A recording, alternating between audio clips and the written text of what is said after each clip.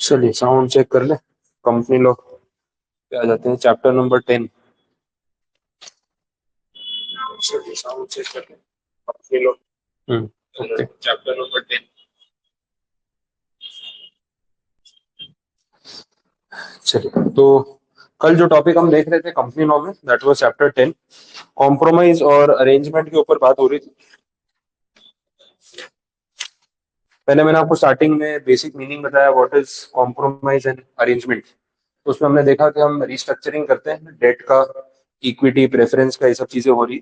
अब इसके अलग अलग तरीके और रीजन हैं। कॉम्प्रोमाइज का मतलब है कि it is because of some dispute settlement, या तो कुछ डिस्प्यूट सेटलमेंट है या मजबूरी है, बिकॉज लॉस में चल रहे हैं तो कोई ऑप्शन नहीं बचा। और दूसरा जो अरेंजमेंट वर्ड हमने देखा, that is voluntary without any dispute. तो आप अपनी मर्जी से ग्रोथ के लिए, इकोनॉमी ऑफ स्केल के लिए, एक्स्ट्रा फंडिंग के लिए, बिजनेस को एक्सपांड करने के लिए आप ये डिसीजंस ले रहे हो, जहां पे हम मर्जर के लिए जाएंगे, अमाल्गमेशंस के लिए जाएंगे, और एक्विजिशन होंगे, टेक ओवर्स हो सकते हैं। ये सारे टर्म्स इन जनरल यहाँ पे कवर हो रहे हैं जिन पे हम बात कर रहे थे, तो वो देखा। अब जब सेक्शन की बात आई तो मैंने आपको बोला कि एक्ट का चैप्टर नंबर 15 है जिसमें ये पूरा टॉपिक कवर हो रहा है। सेक्शन की रेंज है, रेंज हमने देखी, सेक्शन नंबर 230 से लेके 240, तो ये सारे सेक्शन है। अब सबसे पहला जो अपना सेक्शन है 230, उस पर हमने बोला कि थोड़ा मेहनत ज्यादा करनी पड़ेगी, आपको एक फ्लो समझ में आ जाए तो आज के सेक्शन में प्रॉब्लम नहीं आएगी। तो नए सेक्शन पे जाने से पहले एक बार मैं आपको क्विकली रिकॉल करवा देता हूँ कल हमने क्या देखा, और एक क्रोनोलॉजी समझनी है, प्रोसीजर कैसे काम करता है। तो भाई अगर कॉम्प्रोमाइज या अरेंजमेंट के लिए जाना है तो कौन इसके लिए इनिशिएटिव ले सकता है? तो या तो मेंबर्स, या क्रेडिटर्स, या कंपनी का मैनेजमेंट खुद, या फिर लिक्विडेटर्स। चार पार्टीज हैं यहाँ पे। चारों में से कोई भी एक डिसीजन ले सकता है कि भाई हमें इस तरीके का कुछ एक्शन लेना चाहिए। अब ये सारा काम ट्रिब्यूनल के इन्वॉल्वमेंट के बिना हो नहीं सकता है, ठीक है। तो यहाँ पे एनसीएलटी जो है वो मेन पार्टी है। इनको करना पड़ेगा एप्लीकेशन, एनसीएलटी के पास जाओ, एप्लीकेशन करो। एप्लीकेशन करने के लिए क्रेडिटर्स हो सकते हैं, मेंबर्स हो सकते हैं, कंपनी खुद हो सकती है, लिक्विडेटर हो सकता है। इनमें से कोई भी जा सकता है। ये जाके एनसीएलटी को एप्लीकेशन करेगा कि सर हम ऐसा कुछ है ना कॉम्प्रोमाइज अरेंजमेंट की स्कीम सोच रहे हैं। स्कीम का मतलब कैसे ये होगा, किसको क्या मिलेगा, डेट वालों को इक्विटी मिलेगी या इक्विटी वाले जो फेस वैल्यू है वो चेंज हो जाएगी, वॉट एवर इट इज। तो हमने कुछ प्लान किया है कि कंपनी को रिस्ट्रक्चर करना है। तो इसके लिए ना एक मीटिंग बुला लो, सबको इकट्ठा कर लो, सबको स्कीम समझा दो, और ताकि सबको अप्रूवल मिल जाए और आप भी अप्रूवल दे दो ताकि हम आगे बढ़ सके। तो सबसे पहले ये लोग ट्रिब्यूनल के पास जा रहे हैं, ट्रिब्यूनल को बोल रहे हैं सर एक मीटिंग ऑर्गेनाइज कर दो। देखो आप लीगल अथॉरिटी हो, आप बोलोगे तो सबको आना ही पड़ेगा। तो जो मीटिंग हो रही है that is between the company and the creditors, or the company and the members, जो भी स्टेक होल्डर्स है। तो इनकी मीटिंग करवाने के लिए ट्रिब्यूनल में एक एप्लीकेशन दिया। अब ट्रिब्यूनल क्या करेगा, इस पे प्रोसेस करेगा। ट्रिब्यूनल पहले रिक्वायर्ड डॉक्यूमेंट्स और डेटा मांगेगा कि भाई मीटिंग अनाउंस करने से पहले हमें तो बताओ कि मीटिंग में क्या होने वाला है। तो बोले सर ये स्कीम है, इसके ऊपर डिस्कशन करना है। तो ट्रिब्यूनल को जो रिक्वायर्ड डॉक्यूमेंट्स है, डेटा है, स्कीम का ड्राफ्ट है, वो सब आप प्रोवाइड करो। ट्रिब्यूनल मीटिंग अरेंज करने से पहले इन डॉक्यूमेंट्स को वेरीफाई करेगा। फिर ऐसा भी नहीं कि डायरेक्टली उन्होंने मीटिंग अनाउंस कर दी, ट्रिब्यूनल जो है सारी रेगुलेटरी अथॉरिटीज को जाके बताएगा। अब ये लोग क्या करेंगे, रेगुलेटरी अथॉरिटीज में कौन है, सेंट्रल गवर्नमेंट हो सकती है, स्टेट गवर्नमेंट हो सकती है, RBI, SEBI, competition commission of India, etcetera, ये सारी अथॉरिटीज है। एनसीएलटी इन सबको बताएगा कि ये कंपनी वाले स्कीम लेके आए हैं और बोल रहे हैं मीटिंग करनी है और मर्जर अमाल्गमेशन की बात हो रही है, तो आप लोगों को इसके ऊपर कुछ बोलना है, कोई ऑब्जेक्शन है तो मुझे बता दो। तो इनके साथ बात करके मैं यहीं पे सॉर्ट करवा दूंगा, एनसीएलटी ने ये बोला। और अगर आपको कोई प्रॉब्लम नहीं है तो ठीक है, फिर हम आगे बढ़े। तो हमने देखा था कि इन अथॉरिटीज को 30 डेज का टाइम मिलता है। एनसीएलटी इनको अप्रोच करती है, 30 डेज में रिवर्ट करो अगर कोई ऑब्जेक्शन है। अगर आपने कोई आंसर नहीं दिया, हम मान लेंगे आपको कोई प्रॉब्लम नहीं है, ठीक है, और आगे बढ़ जाएंगे। ये हो रहा था। अब ट्रिब्यूनल ने बोला चलो मीटिंग करवा लेते हैं। तो बोला मीटिंग का नोटिस भेज दो सबको, ठीक है, ताकि मीटिंग कंडक्ट हो सके। तो अगला पॉइंट जो है सबसेक्शन 3 में, वहां नोटिस की बात हो रही थी। नोटिस के अंदर सारी रिक्वायर्ड डिटेल्स आपको देनी पड़ेगी। इसके अंदर बताना पड़ेगा कि भाई स्कीम में क्या हो रहा है, जो कुछ भी है नंबर्स बताने पड़ेंगे सारे, तो वो नेसेसरी पार्ट हो गया।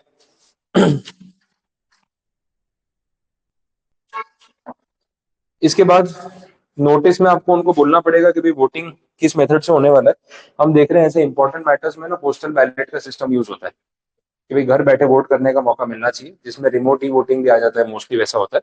और अगर आप मीटिंग अटेंड करने खुद नहीं आ सकते, प्रॉक्सी को भेज सकते हो। ये सब नोटिस में बताना जरूरी है। रेगुलेटर्स को हम नोटिस भेज दिया, वो देख लिया। एफिडेविट जमा करवाना पड़ेगा। कंपनी के चेयरपर्सन की रिस्पॉन्सिबिलिटी है कि एफिडेविट में स्टैम्प पेपर पे लिख के दे कि हमने सबको नोटिस भेजा है, हमने एडवर्टाइजमेंट भी इशू किया है, हमने वेबसाइट पे भी डिस्क्लोज किया, हमने स्टॉक एक्सचेंज पे भी बताया कि ये सब होने जा रहा है, तो हमने छुपाने की कोशिश नहीं की। तो प्रूफ देना जरूरी वो बात की। वोटिंग करवा लो सबकी, ये भी ठीक है। इसके बाद स्कीम सैंक्शन करवानी है। चलो मीटिंग अरेंज की, मीटिंग में सब लोग आ गए, नोटिस में सब कुछ बता ही दिया था कि स्कीम में होने क्या वाला है। अब अप्रूवल कितने लोगों का चाहिए? 3/4 इन वैल्यू, ठीक है। तो जितने भी स्टेक होल्डर्स है, क्रेडिटर्स या मेंबर्स जिनको ये स्कीम अफेक्ट करती है, तो at least 3/4 in value of that group, उनका कंसेंट चाहिए। उसके बिना सैंक्शन नहीं हो सकती स्कीम। एक ऑप्शन था कि अगर 90% इन वैल्यू वाले पहले से हाँ बोल रहे हैं, तो मीटिंग करवाए बिना भी स्कीम अप्रूव डायरेक्ट हो सकती है। ये डायरेक्ट बाईपास हो गया कि मीटिंग वीटिंग का चक्कर छोड़ो, इसमें बहुत प्रोसीजरल टाइम वेस्ट होता है। 90% इन वैल्यू रेडी है, तो फिर मीटिंग करवाने का क्या मतलब बनता है? 10% से भी कम लोग हैं जो डिनाई कर रहे हैं, अगर उनको एग्जिट ऑप्शन चाहिए तो दे देंगे, बाकी तो सब हाँ ही बोल रहे हैं ना। तो मीटिंग को बाईपास करके भी ये काम हो सकता है, but only in that condition, ठीक है, जहाँ पे 90% इन वैल्यू हाँ बोल रहे हैं। अब ट्रिब्यूनल ने सब कुछ करवा लिया, मीटिंग करवा ली, सबको बता दिया, वोटिंग करवा लिया, मेजोरिटी का वोट मिल गया। अब स्कीम सैंक्शन कर दी, अप्रूव कर दी कि जाओ भाई एग्जीक्यूट करो, कोई मना नहीं कर रहा है। ओके। उसके बाद जैसे ही ट्रिब्यूनल का ऑर्डर आ गया, ग्रीन सिग्नल, आपको इन्फॉर्म करना है आरओसी को कि हमने स्कीम अप्रूव करवा ली है, ट्रिब्यूनल ने हाँ बोल दिया है, अब हम इसको एग्जीक्यूट करने जा रहे हैं। तो ये डिटेल्स है। बायबैक की अगर कोई बात होगी तो सेक्शन 68 अपने आप बीच में आ जाएगा। कॉम्प्रोमाइज में इंक्लूड में टेक ओवर इंक्लूड कर दिया, मतलब उसी में प्रोसीजर में आ गया, ये सब बोला। अगर कोई अग्रीव पार्टी है जिसको इस ट्रांजैक्शन से फर्क पड़ रहा है, तो ट्रिब्यूनल में जाके अपील कर सकता है। तो वो सब बातें हम देख चुके हैं। ट्रिब्यूनल ने एक बार आपको अलाउ कर दिया कि go ahead with the scheme, तो इसका मतलब ये नहीं कि ट्रिब्यूनल ने बोला अब अपने आप देख लेना हमारा काम हो गया। Tribunal has the right to supervise, interfere भी कर सकते हैं, सुपरवाइज भी कर सकते हैं। सुपरवाइज तो करेंगे अगर सुपरविजन के टाइम पे उनको ये लगता है कि यार जैसी स्कीम पास करवाई है वैसे एग्जीक्यूट नहीं हो रही है, तो इंटरफियर भी करेंगे। स्कीम को आपको वार्न कर सकते हैं कि भाई जैसा बोला था वैसा करो, चेंजेस मत करो। फिर भी अगर आप नहीं मानते हो तो नेक्स्ट ऑप्शन क्या है? Winding up. फिर एनसीएलटी बोलेगा बहुत हो गया, तुम लोग सच में स्कीम बना रहे थे, जो पास करवाया वो एग्जीक्यूट तो करते नहीं, और वाइंडिंग अप करो, काम खत्म। तो वो लास्ट ऑर्डर हो सकता है वैसा है। तो ये सब हमने देखा। अब आगे की स्टोरी देख लेते हैं इसके बाद। नेक्स्ट जो पॉइंट है, it is related to merger and amalgamation of the companies. ये सारे टर्म्स मैं आपको कल बता भी रहा था, आज वापस लैंग्वेज के साथ थोड़ा देख लेते हैं, फिर आगे के सेक्शंस पे भी आएंगे कि लैंग्वेज क्या बोल रही है, कंटेंट क्या बोल रहा है। पहले तो बोल दिया मर्जर अमालगमेशन जो है ना, वो कंपनीज एक्ट में डिफाइन ही नहीं किया। M&A बोलते हैं, मर्जर एंड अमालगमेशन भी बोलते हैं, मर्जर एंड एक्विजिशन भी बोलते हैं, दोनों टर्म्स चलते हैं कॉर्पोरेट में। M&A का मतलब it can be merger and amalgamation, it can be merger merger and acquisition, दोनों चलेगा। मर्जर में बोला it is the fusion of two or more companies whereby the identity of one or more is lost resulting in a single company, whereas amalgamation signifies blending of two or more undertaking into one. Blending enterprises loses their identity, forming themselves into a separate legal entity. बोल रहे हैं merger में दो या दो से ज्यादा companies का फ्यूजन है, किसी एक की आइडेंटिटी लॉस्ट हो जाती है, किसी एक की मेंटेन होती है, वैसा होता है। अमालगमेशन में बोल रहे हैं blending of two or more undertakings, blend होना मतलब दोनों ही मर्ज मिक्स हो गई, कुछ नया ही बन गया, वो A+B=C हो गया। आपने दो चीजों को ब्लेंड कर दिया, मिक्स कर दिया, तो दोनों ने अपनी ओरिजिनल आइडेंटिटी लॉस कर दी, और उसके बदले कुछ तीसरा ही बन गया। अब वो चीज वो तीसरे के नाम से जानी जाएगी, वैसा है, ठीक है, दैट इज ब्लेंडिंग। ओके। मोर और लेस चीजें सेम है, बट इन्होंने ना अननेसेसरी, मतलब मर्जर अमालगमेशन ये सबको ना इतना कॉम्प्लिकेट नहीं करते तो भी चलता, सबको एक ही नाम देना चाहिए था, और उसमें टाइप्स दे देने चाहिए थे, A+B=C, A+B=A, A+B=B, सबको एक ही नाम रखो ना, कि भाई दो कंपनीज मर्ज होके तीसरी कंपनी बन जाएगी, या दोनों में से एक अपनी आइडेंटिटी लूज करेगी और एक रहेगी, कुछ भी हो सकता है। एक्विजिशन में भी ये होता है कि दोनों कंपनी रहेगी, A+B हो रहा है, लेकिन ए भी जो है वो एग्जिस्ट करेगी और बी अपनी जगह एग्जिस्ट करेगी, जो अपन ने आइशर मोटर और रॉयल एनफील्ड में देखा। तो टेक ओवर कर लिया। अभी ऐसी बहुत सारी कंपनीज हैं। एक मैं देख रहा था, कौन सी कंपनी में देखा अभी, लॉयड, लॉयड के जो एसी है, लॉयड कंपनी है, तो उसमें भी उन्होंने कुछ ऐसी ब्रांड परचेज किया है, कौन से ग्रुप ने उसको बाई किया, शायद क्रॉम्पटन ने ग्रीव्स में किया है, ऐसा कुछ है, या हैवेल्स ने किया है। तो लॉयड कंपनी अभी भी लॉयड के नाम से ही चल रही है, लेकिन उसकी पेरेंट कंपनी चेंज हो गई वैसा। तो ओनर चेंज हो गया लेकिन ब्रांड को डिसॉल्व नहीं किया। तो जिनकी ब्रांड वैल्यू होती है उनको हम क्यों डिसॉल्व करेंगे? अभी आप देखो, आकाश ग्रुप ऑफ इंस्टीट्यूट्स है जो JEE और नीट के लिए प्रिपेयर कराते हैं। बाइजूस ने आकाश ग्रुप परचेज कर लिया। तो आकाश ग्रुप का नाम अभी भी आकाश ग्रुप ऑफ कोचिंग इंस्टीट्यूट्स ही है। उन्होंने नाम नहीं चेंज किया, बिकॉज आकाश ग्रुप की अपनी ब्रांड वैल्यू है, बाइजूस की अपनी ब्रांड वैल्यू है। तो बाइजूस बोलेगा मैं इनका नाम हटा के उसको बाइजूस दे दूं, तो फायदा क्या है? जब आकाश ग्रुप के नाम से इतने स्टूडेंट्स आ रहे हैं और रिजल्ट दे रहे हैं तो उनकी गुडविल अच्छी है। तो जब मैंने पूरा पैसा दिया है तो मैं गुडविल का यूज करूंगा। तो आकाश ग्रुप के नाम से ही चल रहा है, बट ओनर कौन है? बाइजूस। अब बाइजूस चाहे तो नीचे मेंशन कर सकता है कि it is a Byju's initiative या Byju's enterprise, but brand name तो वही रहेगा ना। तो वो एक्विजिशन हो गया, तो उसमें आपको नाम बदलने की या उसको डिसॉल्व करवाने की नीड नहीं, वो भी हो सकता है। ये सारी चीजें क्यूमुलेटिवली इसमें काम करती है। नेक्स्ट, ट्रांसफरर कंपनी क्या होता है, ट्रांसफरी कंपनी क्या होती है? ये सब थोड़े टेक्निकल टर्म्स हो जाते हैं, आपको वो ध्यान से समझना है, कंफ्यूज हो जाते हैं तो लोग। ट्रांसफरर मतलब जो ट्रांसफर हो रहा है, जो जाके मर्ज हो रहा है, कि भाई मेरी आइडेंटिटी खत्म हो भी जाए तो मुझे फर्क नहीं पड़ता, सरेंडर हो गया, ये वैसा हो गया। A+B=A, तो यहाँ पे बी जो है गायब हो गया ना, वो ट्रांसफरर है, कि मैं जाके मर्ज हो गया सामने वाले में। अब मेरी आइडेंटिटी रहे ना रहे मुझे फर्क नहीं पड़ता। ट्रांसफरर जो ट्रांसफर कर रहा है, इसको अमालगमेटिंग कंपनी भी बोलते हैं in case of amalgamation.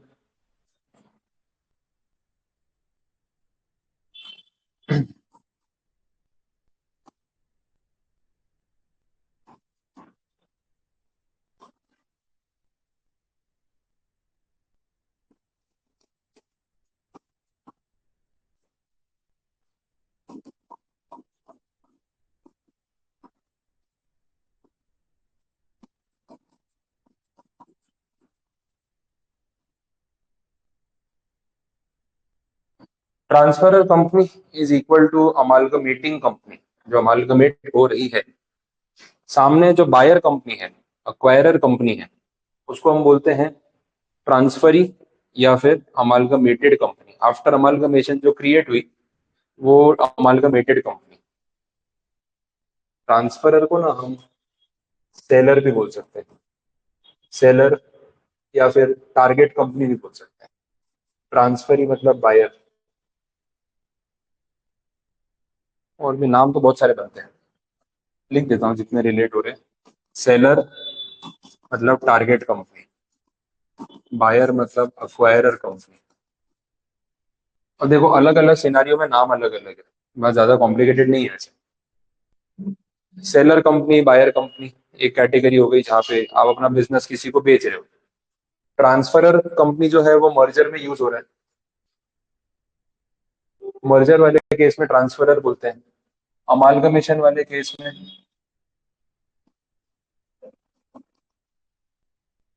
अमालगमेटिंग company बोलते हैं। ये एक्विजिशन और टेक ओवर होता है ना, टेक ओवर वाले केस में होता है target company, acquirer company. Target जिसको निशाना बना के ना खरीद लिया आपने। सबका मीनिंग सेम है, लेकिन कौन से कंटेक्स्ट में बात कर रहे हैं ना, उस हिसाब से नाम अलग अलग दे दिए।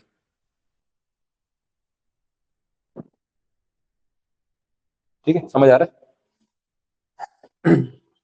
ट्रांसफरर जो ट्रांसफर कर रहा है अपने आप को, अमालगमेटिंग जो अमालगमेट हो रहा है जाके, सामने वाली पार्टी को बोलेंगे ट्रांसफरी, बायर। अमालगमेटेड जो बाद में एग्जिस्ट कर रही है आफ्टर अमालगमेशन, जो खरीद रहा है वो अक्वायरर, बायर, जो बंद हो रहा है वो सेलर या टारगेट। ये सब टर्म्स है, बार बार आते रहेंगे तो रिलेट हो जाएगा, ऐसा कोई ज्यादा प्रॉब्लमेटिक नहीं है। ठीक है। नीचे भी समझाया अमालगमेशन क्या है। It is a legal process by which two or more companies are joined together to form a new entity, or one or more companies are to be absorbed or blended with another. As a consequence, the amalgamating company loses its existence and its shareholders become the shareholder of the new company or the amalgamated company. तो देखो यहाँ पे clear बोला कि amalgamation क्या है, it is a legal process. ठीक है, पेपर वर्क हो रहा है, लीगल प्रोसेस है।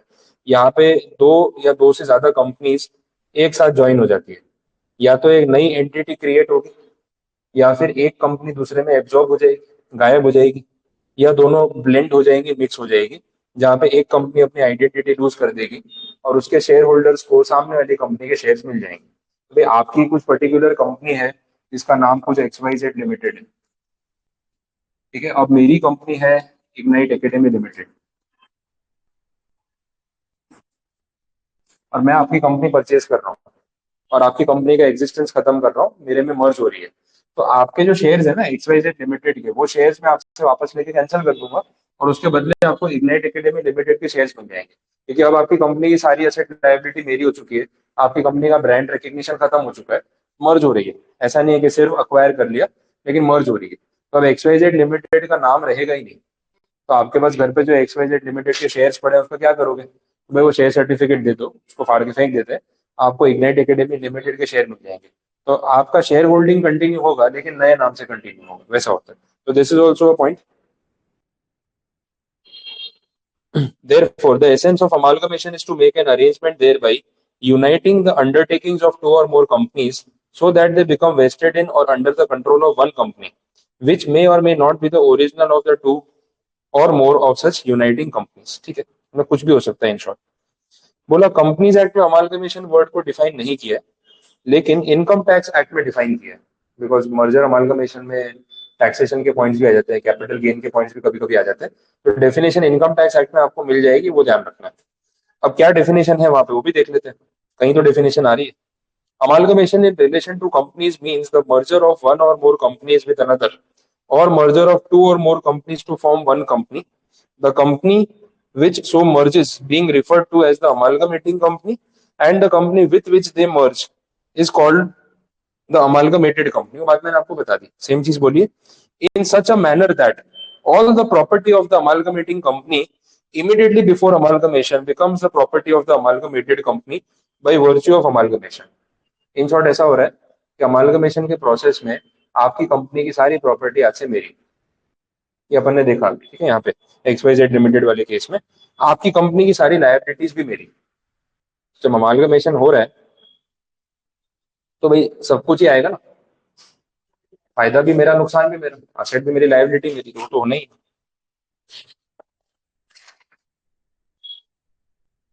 Shareholders holding not less than 3/4 in value of the shares in amalgamating company, मतलब जो क्लोज हो रही है, become shareholders of the amalgamated company by virtue of amalgamation, otherwise than as a result of acquisition of property of one company by another, pursuant to the purchase of such property by the other company, or as a result of distribution of such property to the other company after the winding up of the first mentioned company। In short ऐसा हो गया, इस amalgamation में 3/4 in value of the shareholders agree होने चाहिए। कौन सी कंपनी के? टारगेट कंपनी के, XYZ लिमिटेड की, जो बंद हो रही है।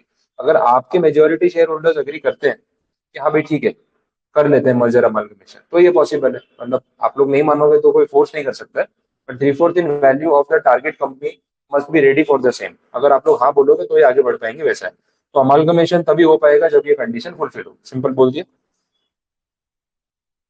तो ये डेफिनेशन थी as per income tax act. Amalgamation में क्या हो रहा है, जो कंपनी बंद हो रही है उसकी सारी असेट में लेके जाऊंगा, सारी लाइबिलिटीज में लेके जाऊंगा, उसके शेयर होल्डर्स में 3/4 इन वैल्यू अग्री करने चाहिए। फिर उसमें डिसेंटिंग वाला पॉइंट आ जाता है कि भाई अगर 3/4 इन वैल्यू अग्री कर भी ले तो डिसीजन तो पास हो गया, तो सबको मानना पड़ेगा। बट अभी भी 10% शेयर होल्डर्स ऐसे हैं जो स्ट्रांगली अपोज कर रहे हैं, इवन आफ्टर मेजोरिटी, कि भाई हम तो नहीं मानेंगे। तो भाई फिर डिसेंटिंग है तो एग्जिट ऑप्शन ही देना पड़ेगा कि आप अपने पैसे लो और जाओ, बाकी लोगों को ट्रांजेक्शन करने, फिर वो ऑप्शन रहता है। नेक्स्ट है section number 232, tribunal's power to call meeting of creditors or members with respect to merger or amalgamation of companies. ये अब आपको 230 जैसी स्टोरी दिखेगी, जहाँ पे सिमिलर स्टोरी चलेगी, तो बहुत डिटेल में वापस जाना नहीं पड़ेगा, तो एडवांटेज मिलेगा। देखते हैं वहां पे वर्ड क्या यूज किया था, कॉम्प्रोमाइज और अरेंजमेंट। यहाँ पे वर्ड क्या यूज किया, मर्जर और अमालगमेशन, बट अंदर का जो फॉर्मेट है वो सिमिलर। सब सेक्शन 1 देखो, when an application is made to the tribunal under section 230 वही जो कल पढ़ा, for sanctioning of a compromise or arrangement proposed between a company and any such person as are mentioned in that section, and it is shown to the tribunal that the compromise or arrangement has been proposed for the purpose of or in connection with the scheme of reconstruction of the company involving merger or amalgamation of any two or more companies, and that under the scheme the whole or any part of the undertaking, property or liabilities of the transferor company is required to be transferred to transferee company or is proposed to be divided among and transferred to two or more companies, The tribunal may, on such application, order a meeting of the creditors or class of creditors or members, as the case may be, to be called, held, and conducted in such manner as the tribunal may direct, and the provisions of Section 230, Subsection 3 to 6 shall apply mutatis mutandis. तो अगर हम compromise और arrangement के हिसाब से बात कर रहे हैं तो 230 में सारे प्रोसीजर दे रखे हैं, बट अगर उसमें कहीं मर्जर या अमालगमेशन का नाम आ जाता है जहाँ पे क्लियर दिख रहा है कि हाँ भाई ये प्रोसेस अमालगमेशन का ही प्रोसेस है, तो सेक्शन 230 के बदले 232 अप्लाई हो सकता है। अब 232 में से टैग चेंज कर दिया, अंदर वापस बोला कि भाई बात तो वही है, तो खुद ही लिख दिया ना 230 का सबसेक्शन 3 और वहां से सबसेक्शन 6 सेम टू सेम यहाँ पे भी अप्लाई होगा जैसा वहां पे अप्लाई होता है, क्योंकि सिर्फ नाम चेंज किया ना। कॉम्प्रोमाइज अरेंजमेंट थोड़ा जनरल बोल दिया था, वहां या तो डिस्प्यूट सेटलमेंट हो रहा था या वॉल्यूंटरीली हो रहा था, बट अरेंजमेंट में हो क्या रहा है अल्टीमेटली, मर्जर या अमालगमेशन या एक्विजिशन, तो 232 तो आने ही वाला है। वैसा तो थोड़ा स्पेसिफिक है और वो जनरल सेक्शन था। और 230 सबसेक्शन 3 से लेके 6 में था क्या, वो भी एक बार देख लेते हैं। देख लो, अब वो 89 तो फ्लो चार्ट में देख लो।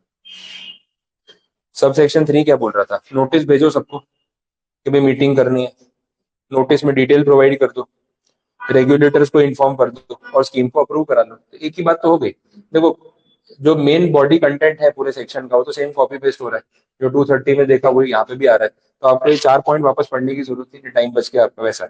इसलिए मैंने बोला कि 230 पढ़ने के बाद आपको बाकी सारे सेक्शन ईजी लगेंगे क्योंकि स्टोरी सेम चलने वाली है वैसा। हाँ हेड पॉइंट भी वही।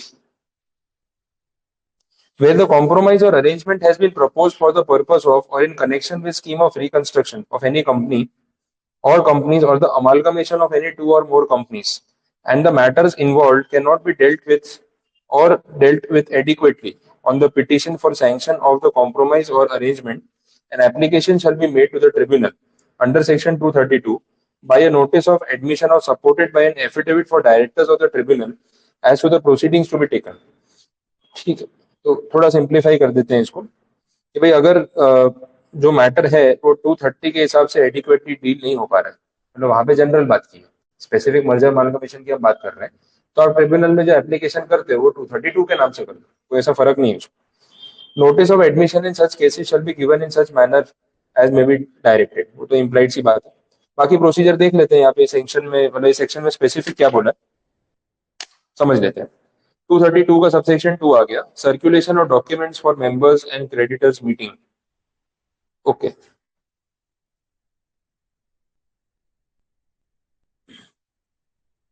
ट्रिब्यूनल ने सबसेक्शन 1 में ऑर्डर दे दिया, मीटिंग बुला ली है कि भाई अपने को इस चीज के ऊपर आगे बढ़ना है, तो बोला इस मीटिंग के रिगार्डिंग जो भी डॉक्यूमेंट्स हैं वो आपको सर्कुलेट करने पड़ेंगे सारे मेंबर्स में और क्रेडिटर्स में, और उनको बताना पड़ेगा कि मर्जर अमालगमेशन की क्या स्कीम है जो सोची गई है, draft of the terms of the scheme, ठीक है, ड्राफ्ट शेयर करना पड़ेगा जो डायरेक्टर्स ने अप्रूव किया है। Confirmation that a copy of the draft scheme has been filed with ROC, ROC को बता दिया है कि ये स्कीम हमने फाइनल की है। The report adopted by the directors of the merging companies explaining the effect of compromise on each class of shareholders, मतलब एक रिपोर्ट सबमिट करनी पड़ेगी जहां पे डायरेक्टर्स ने ये बताया हो कि इस मर्जर का अलग अलग स्टेक होल्डर्स पे क्या असर पड़ेगा, शेयर होल्डर्स पे क्या असर पड़ेगा, प्रेफरेंस शेयर वाले, डेट वाले, इन सब पे क्या इम्पैक्ट पड़ेगा अगर ये मर्जर होता है, तो वो इम्पैक्ट समझाना पड़ेगा। प्रमोटर्स, नॉन प्रमोटर्स, केएमपी, सबके ऊपर क्या फाइनल इफेक्ट आने वाला है। The report of the expert with regard to valuation, valuation report की जरूरत पड़ने वाली है। दो कंपनीज मर्ज हो रही है, एक कंपनी दूसरे को खरीद रही है, आपके शेयर लेके मेरे शेयर दे रहा हूँ, हिसाब कैसे होगा, आपका शेयर अलग प्राइस पे चल रहा था, मेरा शेयर अलग प्राइस पे, तो वैल्यूअर के वैल्यूएशन के बेसिस पे asset, liability, share price, exchange ratio ये सब निकलता है। इसमें क्या होता है ना, आपके 2 शेयर के बदले आपको मेरी कंपनी के 5 शेयर मिलेंगे, ऐसा रेशियो बनता है। तो आपका शेयर 400 रुपए का था, मेरा 150 रुपए का था, ऐसा कुछ होगा ना, तो फिर वैल्यू तो सेम रहनी चाहिए ना। आप मुझे 2 शेयर दे रहे हो तो 800 रुपए के, मेरा शेयर 200 का है, तो आप बोलोगे सर फिर आपके 4 शेयर दो, हमारे 2 के सामने हमको 4 मिलने चाहिए, आपका शेयर का प्राइस ज्यादा है, क्वांटिटी बढ़ा दो। तो जो एक्सचेंज रेशियो निकालना होता है वो प्रॉपर वैल्यूएशन के बेसिस पे होगा ना। अगर आपके शेयर की वैल्यू और मेरे शेयर की वैल्यू गलत ही नहीं तो एक्सचेंज रेशियो कैसे आएगा। तो यहाँ रजिस्टर्ड वैल्यूअर की रिक्वायरमेंट रहेगी टू मेक कैलकुलेशंस। अब इसमें सप्लीमेंट्री अकाउंटिंग की बात की, इसमें ऐसा बोल रहे हैं कि भाई कंपनी के लेटेस्ट अकाउंट्स तो शेयर होने चाहिए सबके साथ, और वैल्यूएशन लेटेस्ट अकाउंट्स के बेसिस पे होनी चाहिए। बोला अकाउंट्स बनाए हुए अगर 6 महीने से ज्यादा हो चुका है तो सप्लीमेंट्री अकाउंट्स प्रिपेयर करने पड़ेंगे। अब ये कब होता है, जब आप ये सारा प्रोसेस सितंबर के बाद कर रहे हो, नवंबर दिसंबर जनवरी में कर रहे हो, क्योंकि 31 मार्च से गिनते हैं जब फाइनेंशियल ईयर एंड होता है, तो 6 महीने आपके सितंबर में पूरे हो जाते हैं। तो विद इन दैट टाइम अगर आप ये प्रोसीजर कर रहे हो, 31 मार्च तक की जो फाइनेंशियल स्टेटमेंट है वो इनफ। लेकिन उससे ऊपर का टाइम हो चुका है, तो फिर उसमें क्या होगा, आपको एडिशनली सप्लीमेंट्री डॉक्यूमेंट बना के देना पड़ेगा कि लास्ट 6 महीने, 8 महीने, 9 महीने, 10 महीने में अकाउंटिंग पोजीशन में क्या चेंजेस है वो बताना पड़ेगा। कंसिडरेबल टाइम आपका जा चुका है इससे, तो ये पॉइंट्स। ठीक है, फिर ट्रिब्यूनल क्या करेगा, आगे की स्टोरी। प्रोसीजर पूरा बना के नहीं, पूरा फॉलो हुआ कि नहीं, ट्रिब्यूनल चेक करेगा भाई सब हमने जो भी डॉक्यूमेंट सर्कुलेट करने थे वो किए या नहीं, सारे कंप्लायंस फॉलो किए या नहीं। उसके बाद ट्रिब्यूनल डिसीजन देगा। लैंग्वेज भी देखो। Tribunal, after satisfying itself that the procedure specified has been complied with, may by order sanction the compromise or arrangement, or by subsequent order make provision for the following matters, namely the transfer to the transferee company whole or part of the undertaking or liabilities, unless the tribunal for reasons to be recorded by it in writing decides otherwise. The allotment by the transferee company of any shares, debentures, policies, or other like instrument in the company, which under the compromise or arrangement are to be allotted or apportioned by that company to or for any person. No transferee can hold shares in its own name. चलो वो तो ठीक है। तो basic यहाँ पे ये बोला कि सब कुछ समझने के बाद अगर ट्रिब्यूनल सेटिस्फाइड है कि भाई आगे बढ़ना चाहिए, तो वो लोग अलाउ कर देंगे कि चलो असेट का ट्रांसफर कर लो। बायर कंपनी को बोला आप सामने वाले के एसेट ले लो, लायबिलिटी ले लो और इनको शेयर्स दे दो, तो ये ऑर्डर सुना देंगे और फिर प्रोसेस आगे बढ़ जाएगा वैसा।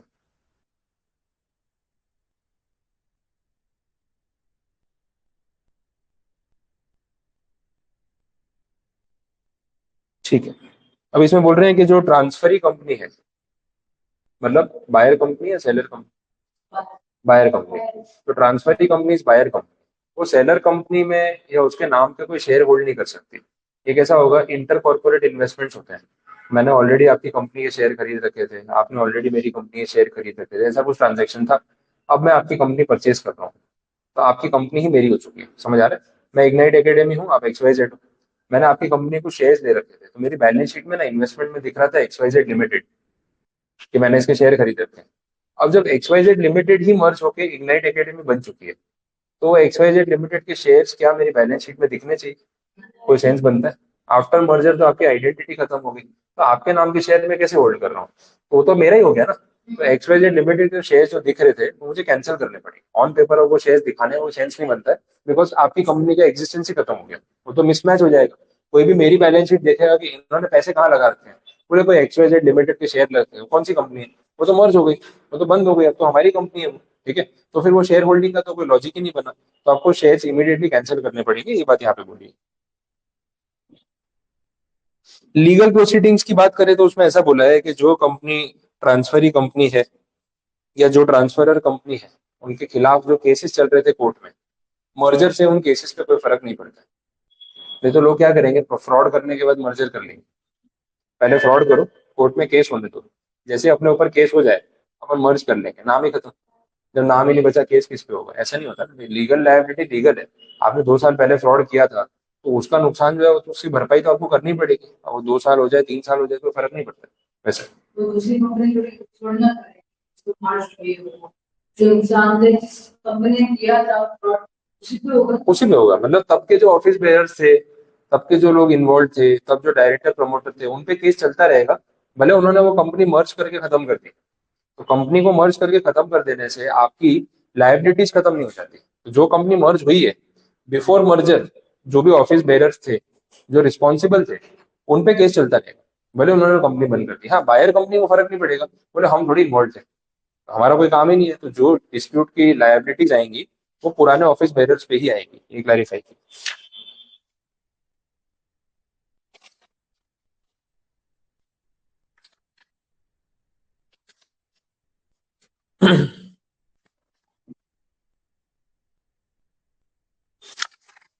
Next point. हाँ, यहाँ पे एक और फायदा है, जब मर्जर करते हैं ना, एक कंपनी आपकी XYZ मेरी कंपनी मर्ज हो गई, तो ना डिसोल्यूशन हो गया आपकी कंपनी का। डिसोल्यूशन का मतलब कंपनी का नाम का एग्जिस्टेंस खत्म। अब XYZ लिमिटेड कोई है ही नहीं, तो ROC में जाके नाम कटवाना पड़ता है। ROC को बोलना पड़ता है कि आपके रजिस्टर में से XYZ लिमिटेड का नाम हटा दो क्योंकि वो एग्जिस्ट नहीं करती। ये डायरेक्टली हो गया। मतलब नॉर्मली अगर एक कंपनी का नाम डिसॉल्व करवाना हो ना तो पहले लिक्विडेशन करना पड़ता है। लिक्विडेशन में असेट बेचो, पैसा इकट्ठा करो, लायबिलिटी चुकाओ, लिक्विडेटर रखो, बचा हुआ पैसा इक्विटी में बांटो, उसके बाद डिसोल्यूशन के लिए अप्लाई करो।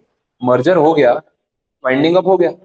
मर्जर में ऐसा है कि आपकी कंपनी मैंने खरीद ली और मेरे साथ मिला ली, आपकी असेट भी मैंने ले ली, आपकी लायबिलिटी मैंने ले ली, आपको शेयर भी मैंने दे दिए मेरी कंपनी के नाम के। अब वाइंडिंग अप की क्या जरूरत बची है? वो तो क्या सारा प्रोसीजर, असेट गई, लायबिलिटी गई, खत्म हो गया, मैं ही सब कुछ ले गया। तो यहाँ पे ना आपकी कंपनी में अब वाइंडिंग अप के प्रोसीजर की नीड नहीं है। डायरेक्टली मैं जाके ROC को बोलूंगा कि भाई ये कंपनी मैंने खरीद ली है, इनकी सारी एसेट लायबिलिटी मेरी हो गई, ट्रिब्यूनल से ऑर्डर सैंक्शन करवा लिया है, उसकी कॉपी है, और अब इनका एग्जिस्टेंस खत्म हो चुका है, सारी एसेट लायबिलिटी मेरी है, तो इनका जो ऑन पेपर नाम दिख रहा है ना वो आप हटा दो। ROC बोलेगी फेयर इनफ, हटा देते हैं। तो डायरेक्ट डिसोल्यूशन हो जाता है without winding up. This is an advantage of going for merger or amalgamation, जहां पे आपकी कंपनी भी बंद हो गई और आपको लिक्विडेशन का प्रोसीजर भी नहीं करना पड़ा। क्योंकि सीधा सीधा ना बल्क में कोई बायर आया, आपकी कंपनी उठा के ले गया, तो एक एक असेट मार्केट में बेचो, पैसे इकट्ठे करो, सबको पेमेंट चुकाओ, क्या जरूरत है? जो एग्जिस्टिंग असेट्स थी आपकी वो मेरी हो चुकी है, जो एग्जिस्टिंग लाइबिलिटीज थी आपकी वो भी मेरी हो चुकी है। तो एग्जिस्ट तो करती है ना, वो सिर्फ ओनर चेंज हो गया। तो अब उन लाइबिलिटीज को पैसा मैं चुकाऊंगा, उन असेट्स का बेनिफिट मैं लूंगा, सीधी बात है। तो डिसोल्यूशन विदाउट वाइंडिंग अप, अगर ये पूछा जाए तो इसका एक रास्ता है मर्जर अमालगमेशन, कि without winding up a company can be dissolve if it is going for a merger. अच्छा पॉइंट है, एक लाइन में लिख दिया नहीं, बात डिटेल में कमेंट भी आ जाए जितना पॉइंट है वो कमेंट पूछते हैं। Dissolution without winding up possible है क्या? एक लाइन में पूछ लिया, तो भाई सिचुएशन में पॉसिबल है ऐसा। ये वाला इतना आंसर है वैसे कमेंट में आ आपको इसमें से रेलेवेंट पॉइंट्स लिखने पड़ेंगे। इंट्रोडक्शन समझाना पड़ेगा, मर्जर अमालगमेशन क्या होता है, फिर समझाना पड़ेगा ट्रांसफर, ट्रांसफर ही क्या होता है, फिर बताना पड़ेगा कि भाई मर्जर अमालगमेशन में असेट और लायबिलिटीज जो है वो टेक ओवर कर ली जाती है बाय द बायर कंपनी। तो उसमें क्या होता है कि जब एक पर्टिकुलर वैल्यू पे मैंने आपकी सारी असेट लायबिलिटी खरीद ली, तो वो लिक्विडेशन वाला जो स्टेप है उसकी जरूरत ही नहीं है। हमें ना असेट मार्केट में जाके बेचनी है, ना लायबिलिटीज को कैश में चुकाना है। मालिक बदल गया ना, चीजें तो वैसी की वैसी रहेगी, तो उसमें वाइंडिंग अप की जरूरत ही नहीं पड़ी। बट बिकॉज मर्जर का वो टाइप है जहां पे एक कंपनी ने अपनी आइडेंटिटी लूज कर दी, तो उसकी आइडेंटिटी ही नहीं बची, तो ऑन पेपर उसका नाम कैंसिल कराना पड़ेगा। तो डायरेक्ट डिसोल्यूशन के लिए जा सकते हैं। तो after merger when an entity is losing its identity, we can go directly for dissolution process, and liquidation or winding up procedure is not required, जरूरत ही नहीं। तो ये आपको जस्टिफाई करना पड़ेगा, जितने पॉइंट्स यहाँ पे पढ़ रहे हो उसके हिसाब से आपको आंसर बना के लिखना है। इसलिए मैं बोलता हूँ कि वर्ड टू वर्ड रटने वाला काम नहीं है। आपको बोल दिया 232, आप आंख बंद करके पूरा रट्टा मार लिया, पूरा एक साथ नहीं पूछ रहे ना, जो पूछ रहे वो लिखो। 4 मार्क्स में कितना जस्टिफाई करना उतना लिखो, और जो रेलेवेंट नहीं है वो लिखने की जरूरत नहीं है। तो आंसर हमेशा बना के लिखने पड़ेंगे, और ये चीज जितना जल्दी आप सीखोगे ना, आपको एग्जाम्स इजी लगेंगे और मार्क्स भी इंप्रूव होंगे, क्योंकि वर्ड टू वर्ड लिखने वाली चीजें नहीं है। वैसा इंटरप्रिटेशन वर्ड टू वर्ड करो, अंडरस्टैंडिंग वर्ड टू वर्ड होनी चाहिए, लेकिन उसमें से कंसेप्ट समझना है। वो लर्निंग के लिए मैं आपको वर्ड टू वर्ड नहीं बता रहा हूँ, अंडरस्टैंडिंग के लिए बता रहा हूँ, तो वो फॉर्मेट पे चलो। ये याद होगा भी हाँ वो तो करना भी नहीं है ना, वैसे देखा जाए तो आपको तो मीनिंग पे ही जाना है। Next, the provision to be made for any person who within such time and in such manner as the tribunal directs dissents from the compromise और अरेंजमेंट। ये डिसेंटिंग शेयर होल्डर, तो tribunal के order में ये बात भी होगी कि डिसेंटिंग वालों के लिए आप क्या कर रहे हो, कि जिनको ये स्कीम नहीं चाहिए। अब जैसे XYZ लिमिटेड आपकी कंपनी मेरे साथ मर्ज हो रही है, आपके 10% शेयर होल्डर्स हैं जो स्ट्रांगली अपोज कर रहे हैं कि हमें इग्नाइट एकेडमी के शेयर नहीं चाहिए, भले 90% हाँ बोलते हैं हमें नहीं चाहिए। तो भाई इन 10% के लिए क्या करना पड़ेगा? एग्जिट ऑप्शन में आपको शेयर के बदले शेयर नहीं चाहिए ना, आप अपने शेयर के बदले पैसा ले जाओ। आपके शेयर की एक वैल्यूएशन तो हमने निकाली है, जिस बेसिस पे हम आपको अपने शेयर दे रहे हैं वो 2 के बदले 4 शेयर, तो आपके शेयर की भी तो वैल्यू निकाली है। बोले कितनी? 400 रुपए। बोले मेरे पास 1000 शेयर है, तो भाई 400 रुपए के 1000 शेयर के हिसाब से 4 लाख रुपए ले जाओ और कंपनी से बाहर निकलो। आपको कैश मिल गया, आपको फर्क नहीं पड़ता इग्नाइट एकेडमी हो, XYZ हो, फ्री। और मैं भी फ्री हूँ कि भाई अब जो बचे हैं उन सबको मैं आराम से इग्नाइट एकेडमी का शेयर दे दूंगा ना, तो वो लोग खुश है। तो जिनको तकलीफ थी उनको भेज दिया पैसे लेके, अलग ही कर दिया, और जिनको प्रॉब्लम नहीं थी उनको नए शेयर दे दिए, बात खत्म हो गई। वैसा तो इसका अरेंजमेंट करना पड़ेगा, ये बोला है। अगर कोई नॉन रेसिडेंट शेयर होल्डर हो जिसके पास शेयर पड़े हो, तो FDI के रूल्स, सेंट्रल गवर्नमेंट के गाइडलाइंस, फेमा, RBI, ये सब बीच में आ जाएगा। एम्प्लॉयज भी ट्रांसफर हो जाएंगे, आपकी कंपनी के सारे एम्प्लॉय अब मेरी कंपनी के एम्प्लॉय हो गए, वैसी बात है, तो वो भी पॉइंट है। अगर ट्रांसफरर लिस्टेड कंपनी है जो बिक रहा है, जो बंद हो रहा है वो लिस्टेड है, और ट्रांसफर ही बायर अनलिस्टेड है, तो आगे क्या होगा? एक लिस्टेड कंपनी अनलिस्टेड में जाके मर्ज हो जाए तो या तो फिर बायर को भी लिस्टेड बनना पड़ेगा, या पहले उसका डीलिस्टिंग कराना पड़ेगा, कुछ तो होगा। तो वो प्रोसीजर बताया, the transferee company shall remain N unlisted company until it becomes a listed company. If shareholders of the transferor company decide to opt out of the transferee company, provision shall be made for the payment of value of shares held by them and other benefits। हाँ, वो तो वही हो गया ना, dissenting वाला ही हो गया। इन शॉर्ट बोला, जो बायर कंपनी है वो अनलिस्टेड की तरह ही कंटिन्यू होगी जब तक वो खुद लिस्टेड नहीं हो जाती। तो एक लिस्टेड कंपनी आप में मर्ज हो गई तो उससे आपके लिस्टिंग स्टेटस पे कोई फर्क इमीडिएटली नहीं पड़ता है, आप वैसे ही रहोगे जैसे थे। इन फ्यूचर आप वॉल्यूंटरीली खुद अपने आप को लिस्ट करा लेते हो तो अलग बात है, otherwise you can continue as unlisted company, because जो कंपनी बंद हो गई, जब वो बंद ही हो गई तो वो लिस्टेड थी, उससे कोई फर्क ही नहीं पड़ेगा। तो लिस्टिंग तो गया ना, अपने आप ही गया। जिस पोर्टल पे आप लिस्टेड थे, अब आप हो ही नहीं, तो पोर्टल बोलेगा आप तो हो ही नहीं, तो आप लिस्टेड कैसे रहोगे? अच्छा, जिसके साथ आप मर्ज हो गए वो तो अनलिस्टेड है, उसको हम जानते नहीं, लेना देना नहीं है। तो आप एज अ बायर कंपनी अपना स्टैंड जो है वो लेके रखो, उसमें चेंजेस करने की इमीडिएट नीड नहीं है। वैल्यूएशन वाली बात तो बार बार आ ही रही है, सेबी रजिस्टर्ड वैल्यूएशन वैल्यूअर जो होता है उससे वैल्यूएशन करवा लो।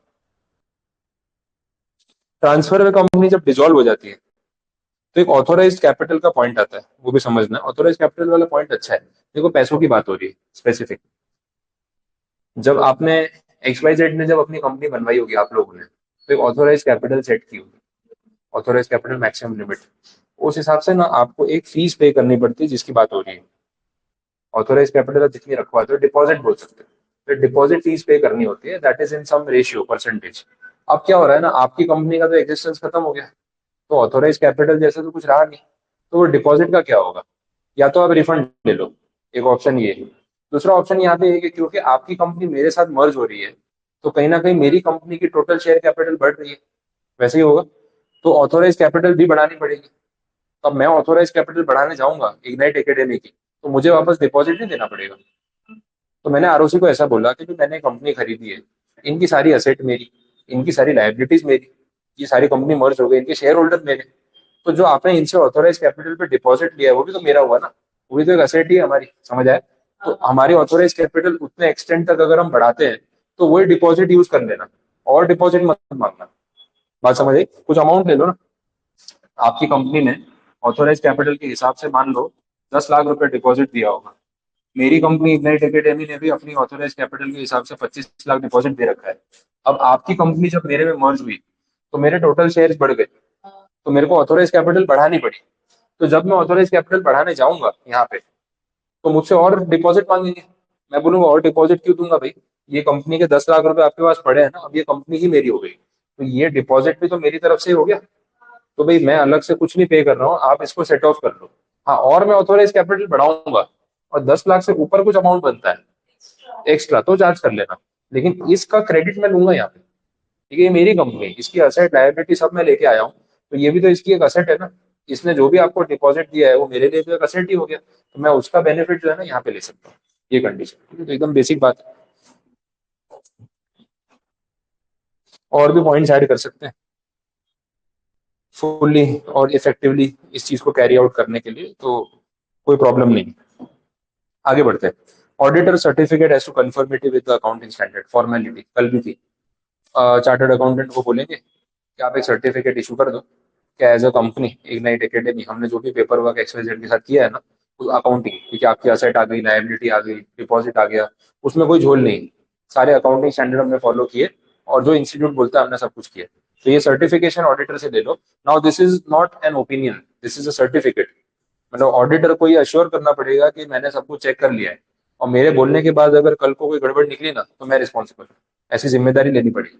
ऑडिट रिपोर्ट में क्या है ना, ओपिनियन देता है to the best of my knowledge, जितना इन्होंने मुझे अकाउंट दिया मैंने उतना चेक किया, उसके बाद भी अगर कुछ ऐसी गड़बड़ निकली जो मेरे लिए पकड़ना पॉसिबल नहीं तो मैं जिम्मेदार नहीं। हाँ, नेग्लिजेंस होगा तो मैं जिम्मेदार हूँ। यहाँ पे सर्टिफिकेशन है, तो यहाँ पे आपको प्रॉपरली चेक करके सर्टिफिकेट देना है, क्योंकि आपके सर्टिफिकेट देने के बाद भी कुछ हिडन निकला ना, गलती आपकी मानी जाएगी एज अ प्रोफेशनल, ये वैसा होता है। ऐसे बड़े बड़े केस हो चुके हैं। एक सत्यम स्कैम हुआ था 2001 में। सत्यम करके कंपनी थी, IT कंपनी थी, आप लोग थे भी नहीं तब, बहुत बड़ा बड़ा पुराना स्कैम है, नहीं बहुत बड़ा स्कैम है, ठीक है, सत्यम स्कैम बोलते हैं। अब सत्यम इन्फोटेक करके कंपनी स्टार्ट की, उसके फाउंडर का नाम है रामालिंगम राजू, उसने कंपनी स्टार्ट की, और आईटी कंपनी थी। और तब है ना लेट 90s और अर्ली 2000s में डॉट कॉम बूम चल रहा था। डॉट कॉम बूम मतलब सब कंपनीज अपनी वेबसाइट बना रही थी। वेबसाइट का ट्रेंड आ गया था। आज एआई का ट्रेंड आया है। इसके पहले ना बिटकॉइन का ट्रेंड आया था। तो ऐसा कुछ ना कुछ ट्रेंड चलता रहता है। अभी एआई चल रहा है तो हर कंपनी एआई में घुस रही है। जिस कंपनी का एआई से कोई लेना देना नहीं है वो भी अपने बिजनेस मॉडल में एआई घुसा देती है बीच में। अभी शार्क टाइम देखोगे तो उसमें आते हैं जो पिच करने आ रहे हैं। लास्ट सीजन में भी ऐसा ही था। हर कोई आके ना एआई की बात तो करता ही है। अब जैसे एआई की बात होती है ना, इन्वेस्टर्स को फैसिनेटिंग लगता है एआई का कुछ यूज कर रहे हैं तो कुछ बड़ा होगा। ये शार्क टैंक वाले गुस्सा हो जाते हैं। बोले एआई मतलब क्या कर रहे हो? एआई पे सवाल पूछेंगे ही पूछेंगे कि आप एआई की बात कर रहे हो तो आर्टिफिशियल इंटेलिजेंस आपके बिजनेस में कैसे यूज हो रहा है? अब वो छोटा सा मोबाइल एप्लीकेशन होता है ना, उसमें एआई बोलते हैं। बोले ये एआई थोड़ी, ये तो बेसिक मोबाइल ऐप है। आपका मोबाइल ऐप अपने आप क्या जनरेट कर रहा है जो आर्टिफिशियल इंटेलिजेंस की कैटेगरी में है? आप सिर्फ वैल्यूएशन बढ़ाने के लिए एआई का पॉइंट बीच में ऐड कर दोगे, उससे कोई फायदा होने वाला है नहीं। आपको जेन्युइनली बताना पड़ेगा कि what kind of AI generation is being used in your business. अब मैं मोबाइल ऐप यूज कर रहा हूँ, उसमें एआई थोड़ी ना है। मैं तो पढ़ा रहा हूँ, रिकॉर्डिंग हो रही है, वो तो एक टेक्नोलॉजी सपोर्ट है। सॉफ्टवेयर अपने आप थोड़ी लेक्चर पढ़ा रहा है। अब मैंने ऐप बना दी जिसके ऊपर मैं कंटेंट डालू, अपने आप लेक्चर बन जाए, इंटरेक्टिव वीडियो बन जाए, मुझे कराना ही ना पड़े, तो एआई का काम हुआ ना। ये तो टेक्नोलॉजी है जो हर कोई यूज कर रहा है। तो आजकल एआई ट्रेंडिंग चल रहा है ना, तो हर कोई वो चीज में मर्ज कर देता है कि वर्ड यूज कर लो ना, इन्वेस्टर खुश हो जाएगा। जबकि ऐसा होना नहीं चाहिए। ये वो पॉइंट है। यहाँ पे इन्होंने बोला कि भाई जो स्कैम हुआ उसमें ना वो कंपनी ने क्या किया, वो लोग ना स्टॉक मार्केट पे लिस्ट हुए और उनको ऐसा था कि अपनी वैल्यूएशन बढ़ानी है। फेक इनवॉइसिंग कर रहे हैं। अगर मान लो वो कंपनी ने यूएस के किसी क्लाइंट को 1,000 रुपए की सर्विस दी, तो बिल बना रहे हैं 6,000 रुपए का, 10,000 रुपए का, एक जीरो बढ़ा दिया पीछे। तो 1,000 रुपए की इन्वॉइसिंग होनी चाहिए ना, 10,000 की इन्वॉइसिंग होनी है। सारे अकाउंट्स उस हिसाब से बन रहे हैं। 10 टाइम्स 10x कर दिया। सिंपल फॉर्मूला, हर चीज के पीछे जीरो एक्स्ट्रा लगा दो। खर्चे के पीछे भी और इनकम के पीछे भी। तो प्रॉफिट के पीछे भी तो जीरो लग जाएगा।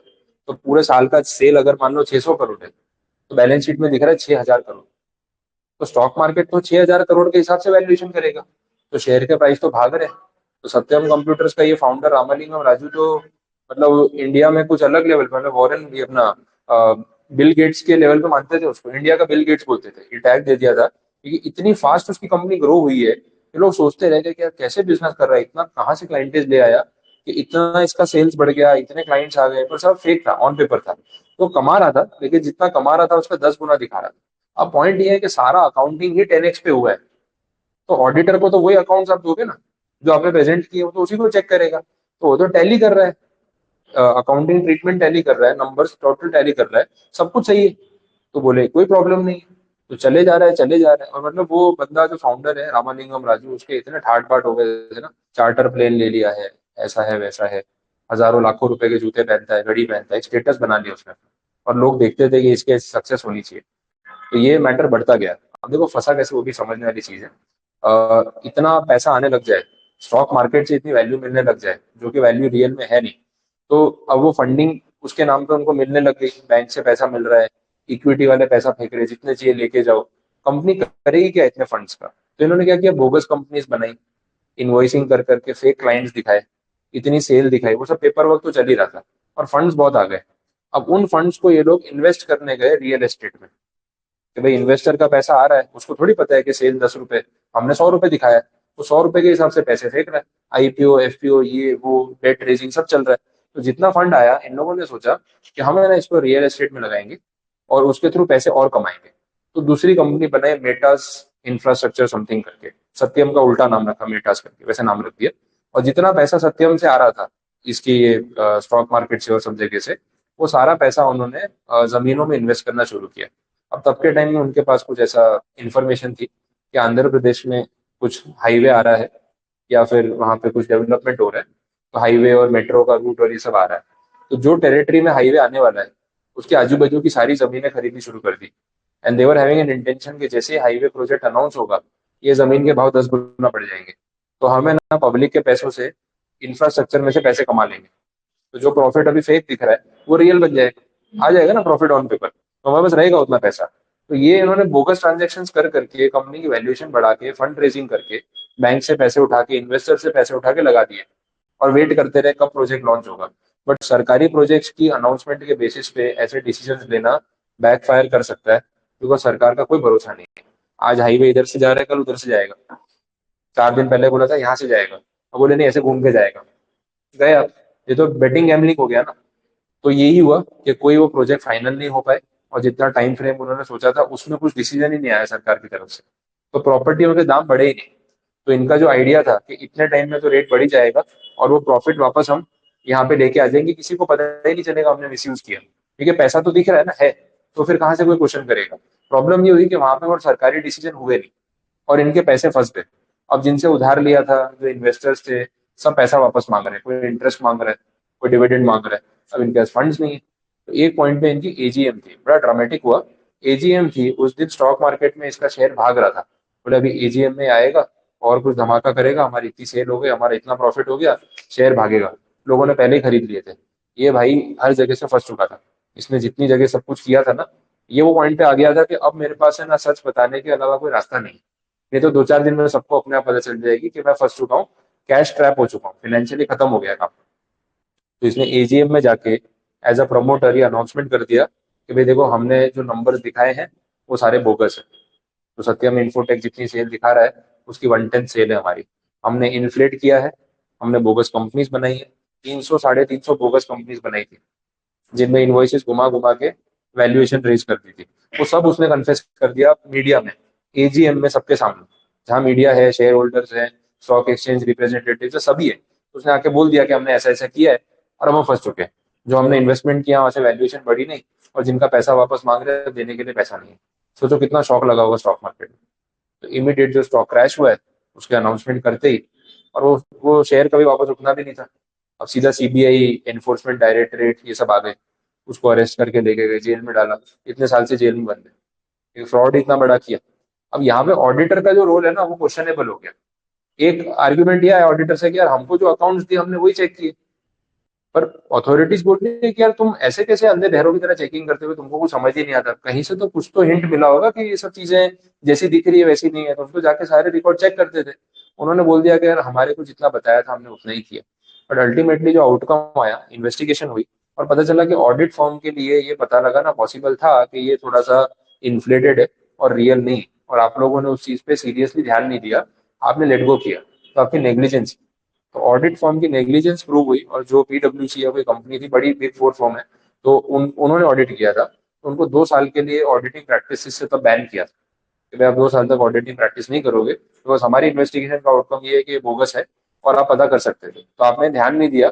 कहीं ना कहीं आप इनडायरेक्टली इसका पार्ट बन गए, आपने जानबूझ के नहीं किया। लेकिन आप अगर ठीक से काम करते तो पता चल जाता कि यार ये सब बोगस चल रहा है, तो पहले बातें रिवील हो जाती, इतने इन्वेस्टर्स का नुकसान नहीं होता। अभी इन्वेस्टमेंट की जो गेम चल रही थी ना, शेयर खरीदो बेचो ये वो, जो आखिरी में शेयर खरीद के बैठा था वो तो मर गया। 1200 का शेयर 2 रुपए का हो गया, किसको जाके बेचेगा, खत्म हो गई ना वेल्थ। तो कोई ना कोई तो डूबा, एट द एंड जिसके पास शेयर था वो डूबा। जिसने 2 दिन पहले बेच दिया होंगे उसको कुछ नुकसान नहीं, उसका तो गया, लेकिन लास्ट में कोई तो फंसा ना आपकी वजह से। और कोई नहीं, काफी लोग फंसे जिनके पास लास्ट में शेयर थे, वो बेचारों का पोर्टफोलियो पूरा खराब हो गया। तो इसलिए उनके खिलाफ एक्शन हो सकता है वैसे। ठीक है, तो यहाँ पे जो सर्टिफिकेशन की बात हो रही है ना, दैट इज अ गारंटी कि मैंने चेक कर लिया है कि इन्होंने सारे अकाउंटिंग स्टैंडर्ड फॉलो किए और उसमें कोई फ्रॉड वाली बात नहीं। नेक्स्ट है ट्रांसफर ऑफ प्रॉपर्टी और लायबिलिटीज। वो तो होना ही है, मर्जर अमालगमेशन में क्या होगा, आपकी असेट्स भी मेरी, आपकी लायबिलिटीज भी मेरी, वो बात तो अपन कर ही रहे। उसके बाद certified copy of the order to be filed with register, वो बात कल भी हुई। ट्रिब्यूनल का ऑर्डर जो है उसकी कॉपी आरओसी को सबमिट करो।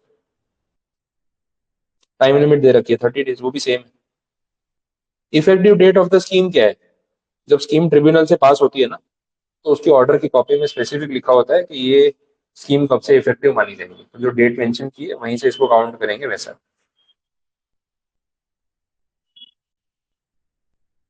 अब ये जो मर्जर अमालगमेशन की स्कीम होती है, जो अभी अप्रूव हुई है और बोला भाई XYZ limited will be merge with ignite academy, paper work करने में टाइम लगता है।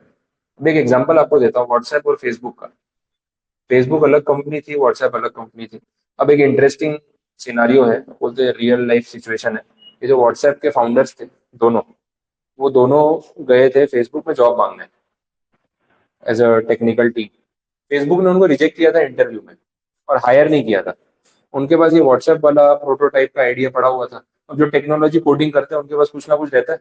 तो जब फेसबुक ने उनको हायर नहीं किया तो बाद में उन्होंने अपने अपने हिसाब से ये किया, एंड दे लॉन्च व्हाट्सएप। और आज देख लो व्हाट्सएप कहाँ पे है। तो बोलते हैं कि वर्ल्ड का मतलब सबसे बुरा रिजेक्शन होगा किसी कंपनी का, कि जहां उन्होंने किसी को सैलराइड स्टाफ के तौर पे हायर नहीं किया, और वहां सामने उन्होंने इतना बड़ा टेक जायंट खड़ा कर दिया। अब व्हाट्सएप कितनी बड़ी कंपनी बन गई वो आपको पता है। एक पॉइंट पे फेसबुक को व्हाट्सएप को खरीदना पड़ा, और उसके लिए उसने पे किया $19 बिलियन। आज से काफी साल, 10 साल हो गए होंगे अब तो। $19 बिलियन पे किया फेसबुक ने उसी व्हाट्सएप को खरीदने के लिए, जिस व्हाट्सएप के फाउंडर्स को जॉब नहीं दिया था। जॉब देते कुछ $1000 की नौकरी दे देते। खुद ही सामने इतना बड़ा जायंट क्रिएट करवा के खरीदना पड़ा। $19 बिलियन किसको बोलते हैं? उस टाइम पे $19 बिलियन कितने कंट्रीज की कंबाइंड इकोनॉमी या जीडीपी नहीं थी। छोटे छोटे देश की जीडीपी होती है $1 बिलियन, $3 बिलियन। ऐसे बोले 25-30 देश मिला दोगे ना, तो उनकी पूरी इकोनॉमी का टोटल नहीं है $19 बिलियन, जितने में उन्होंने एक व्हाट्सएप सॉफ्टवेयर खरीदा। इतना बड़ा एक्विजिशन। अब ये इतना बड़ा एक्विजिशन का पेपर वर्क आपको क्या लगता है 2-4 दिन में हो जाएगा? कितना टाइम लगेगा? हर जगह फेसबुक की जगह, मतलब व्हाट्सएप की जगह फेसबुक। अब आप व्हाट्सएप खोलते भी तो नीचे लिखा आता है फेसबुक। तो बुक्स में भी तो चेंज हुआ होगा। व्हाट्सएप की एक एक असेट, एक लायबिलिटी, एक एक डॉक्यूमेंट, सब जगह चेंजेस हुए होंगे। तो पेपर वर्क करने में ना 2-2 साल लग जाते हैं। तो व्हाट्सएप का जब डिक्लेरेशन आया कि भाई फेसबुक ने हमने अक्वायर कर लिया है, तो उसका पेपर वर्क कंप्लीट होने में 2 से ढाई साल लगे। उसके बाद उन्होंने अनाउंस किया कि भाई legal formalities have been done. हमने बाई तो कर ही लिया था, बट अब पेपर पे, ऑन पेपर भी we are the owner of WhatsApp. और तब से उन्होंने व्हाट्सएप पे नीचे फेसबुक लिख के देना शुरू किया। तब तक लिख भी नहीं देते। अनाउंसमेंट हो गया था लेकिन पेपर वर्क बाकी था ना। तो लीगल जब तक नहीं हुआ तब तक कैसे मेंशन करेंगे? तो ये जब तक चल रहा है, यहाँ पे बोला हुआ है सबसेक्शन 7 में कि हर साल आपको एक एनुअल स्टेटमेंट सबमिट करना पड़ेगा टू द रजिस्ट्रार, आरओसी। और उनको बताना पड़ेगा कि अभी क्या स्टेटस है। सपोज 3 साल लग गए, तो हर साल आपको स्टेटस अपडेट देना पड़ेगा कि अभी यहाँ तक पहुंचे और ये चल रहा है। और ये एनुअल स्टेटमेंट भी किसी सीए, सीएस या सीएमए से सर्टिफाई करवाना पड़ेगा। जब तक स्कीम पूरी कंप्लीट नहीं हो जाती ना, तब तक ये आपको एनुअल प्रोसीजर करते रहना है। ये वैसी बात है। इसके लिए फॉर्म भरते हैं CAA 8, और 210 दिन का टाइम मिलता है फाइनेंशियल ईयर एंड होने से। हर साल आपको ये सबमिट करना है। बोलो, कुछ कंफ्यूजन यहाँ तक समझ आया? नेक्स्ट जो पॉइंट है दैट इज पनिशमेंट। ये आ गई पेनल्टी। और देखो ये आपके ऊपर है, याद रहे तो ठीक है। इसमें मैं वर्ड टू वर्ड कुछ बता भी दूं, बोल के सुना भी दूंगा, कोई फर्क नहीं पड़ेगा, क्योंकि याद रहे ना रहे कुछ कह नहीं सकते।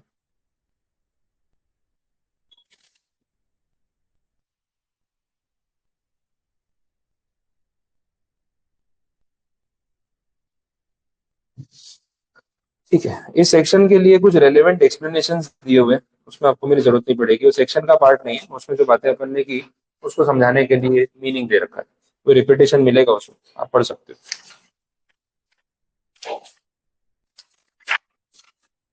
बोलो, यहाँ तक कुछ कंफ्यूजन, कुछ नहीं समझ आया तो बताओ। इसका भी फ्लो चार्ट मैंने दे रखा है। तो 230 में जनरल बात हो रही थी, कॉम्प्रोमाइज अरेंजमेंट। 232 में उसको स्पेसिफिक कर दिया, मर्जर अमालगमेशन। तो अगर आप किसी स्कीम को मर्जर अमालगमेशन का स्पेसिफिक नाम देते हो, तो आप 232 में एप्लीकेशन करोगे। 232 में भी अंदर प्रोसीजर में तो 230 फॉलो हो ही रहा है, सबसेक्शन 3 से 6। तो म्यूटेटिस म्यूटेंटिस वाली बात की मतलब with the same effect and necessary changes, बात तो वही आ गई। ये तो आपको करना ही है वैसा। तो यहाँ तक एक पार्ट कंप्लीट। अब आगे की जो स्टोरी है वो फिर डिफरेंट पार्ट है। मैं खाली इंट्रो दे देता हूँ, स्टार्ट तो अपने कल ही करेंगे। 233 में बोला है अगेन मर्जर अमालगमेशन। और अभी तो वही बात हो रही थी 232 में। फर्क क्या है? यहाँ पे मर्जर अमालगमेशन और स्पेसिफिक बोल दिया। इसमें स्पेसिफिक केसेस बोले स्मॉल कंपनी या फिर holding and होल्ली owned subsidiary, specify कर दिया। स्मॉल कंपनीज क्या होती है आपको ध्यान होगा, वो 40 लाख और 4 crore paid up capital turnover. तो अगर ऐसी दो स्मॉल कंपनीज का मर्जर अमालगमेशन हो रहा है, तो उसका प्रोसीजर 233 में है। जो 232 से छोटा प्रोसीजर होगा, थोड़ा फास्ट ट्रैक हो जाएगा, बिकॉज कंपनी छोटी, तो जल्दी हो सकता है। दूसरा बोला है अगर एक होल्डिंग कंपनी और उसी की सब्सिडरी कंपनी आपस में मर्ज कर ले, तो क्या दो अलग कंपनीज नहीं चलानी? तो सब्सिडरी को अपने में मिला देते हैं, एक ही कंपनी बना देते हैं। और ये सब्सिडरी होल्ली ओन सब्सिडरी, होल्ली ओन का मतलब 100% जो शेयर होल्डिंग है वो किसके हाथ में है? हमारे हाथ में ही है। तो मेरी कंपनी है, पूरा कैपिटल मेरे पास, अब मैं मर्ज कर रहा हूँ, तो मुझे दो कंपनी की तरह नहीं चलाना है, एक ही कंपनी की तरह चलाना है। तो इसका जो मर्जर अमालगमेशन का प्रोसीजर है वो 233 स्पेशल केस। और भी किसी को यहाँ पे नोटिफाई करना है तो कर सकते हैं। जो 233 अपन पढ़ेंगे तो हमारे माइंड में क्लियर रहेगा कि यहाँ पे हम स्मॉल कंपनी की बात कर रहे हैं या होल्ली ओन सब्सिडरी की बात कर रहे हैं, वैसा उसके बेसिस पे पढ़ सकते हैं। तो अंदर की स्टोरी में आपको चीजें सिमिलर भी मिलेंगी, कुछ पॉइंट्स कम भी हो सकते हैं, कुछ अलग भी जा सकते हैं, वैसा है। बट अगेन बड़ा सेक्शन है, आराम से पढ़ेंगे। तो आज के लिए इतना रखे तो चलेगा। बड़े बड़े सेक्शन है ना, तो मैं एक दिन में एक ही ले रहा हूँ। तो पीछे छोटे सेक्शन आएंगे तो आराम से 2-3 सेक्शन एक दिन में कवर हो जाएगा। जैसे चैप्टर आगे बढ़ेगा ना, वैसे आपकी स्पीड बढ़ती है। पर टेक्निकल चैप्टर में मैं जल्दी नहीं करूंगा। एक दिन ज्यादा लगे, 2 दिन ज्यादा लगे, कोई फर्क नहीं पड़ेगा। But at the end of the chapter आपके दिमाग में क्लैरिटी होनी चाहिए क्या पढ़ना है। बिकॉज एग्जाम में आएगा तो कोई एक टॉपिक आएगा, तो 230 आएगा, या 232 आएगा, या 234 आएगा, 233 आएगा। तो आपके माइंड में वो सेग्रीगेटेड होना चाहिए कि भाई एग्जैक्टली क्या है। 60-70% पॉइंट्स हर आंसर में सेम है, क्योंकि बेसिक प्रोसीजर रहने ही वाला है। ट्रिब्यूनल में एप्लीकेशन करो, मीटिंग बुलाओ, फिर सबको नोटिस भेजो, उनका अप्रूवल लो, रेगुलेटर से पूछो, फिर वोटिंग करवाओ, उसका नोटिस दो, वो सब कॉमन ही रहने वाला है। बट जो सिचुएशन है वो थोड़ी थोड़ी वेरी करेगी। तो वेरिएशंस पे ज्यादा ध्यान देना है। बेसिक फॉर्मेट आपका सेम वैसे। बोलो यहाँ तक कुछ नहीं समझ आया, पूछना है तो बताओ। क्लियर, सारे पॉइंट्स पता चले? बस तो फिर सेशन आज का यहाँ पे एंड करते हैं। बाकी चीजें फिर कल कंटिन्यू करेंगे।